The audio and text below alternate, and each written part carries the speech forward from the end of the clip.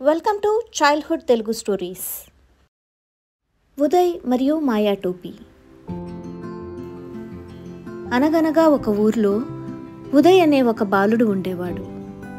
అతను ఎల్లప్పుడూ సాహస కార్యాలకు తహతహలాడేవాడు. కానీ ఒకరోజు మార్కెట్లో ఒక పాత టోపీ కనుగొన్నప్పుడు అతని ఊహాశక్తి ఆకాశాన్నంటింది.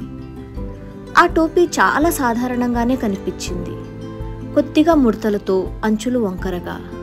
కానీ దానిలో ఏదో ప్రత్యేకత ఉంది.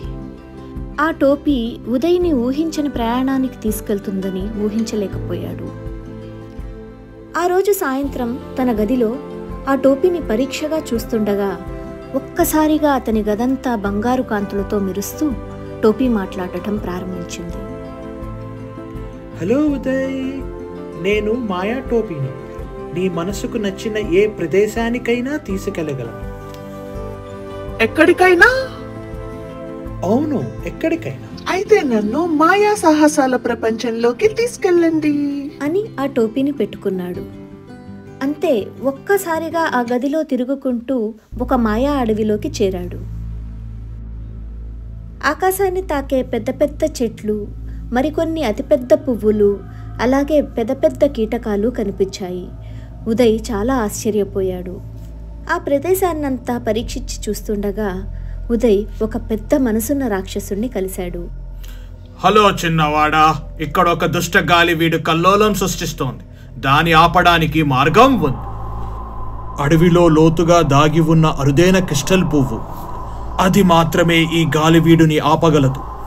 అయితే దాన్ని తెచ్చేందుకు చిన్నవారు మాత్రమే సమర్థులు అని చెప్పి అలాగే ఆ క్రిస్టల్ పువ్వును తేవడం ఎంత కష్టమైన పనో ఉదయ్కి వివరిస్తాడు.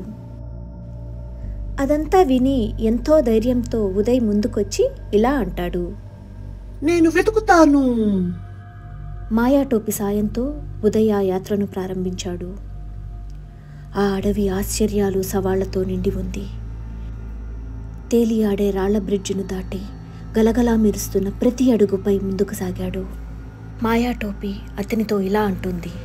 నీపై నమ్మకం ఉంచుకో ఉదయ్, నువ్వు చాలా ధైర్యవంతుడివి. చివరికి మెరిసే కొండపై ఉదయ్ ఆ క్రిస్టల్ పువ్వును కనుగొన్నాడు. అయితే ఆ పువ్వును తీసుకోవడానికి ఒక మాయాశక్తిని ఎదుర్కోవలసి వస్తుంది.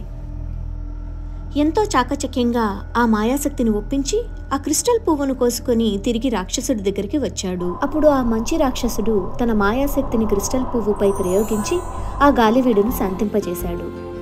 అది మృదువైన గాలిలా మారింది. అడవి మళ్లీ ప్రశాంతమైంది.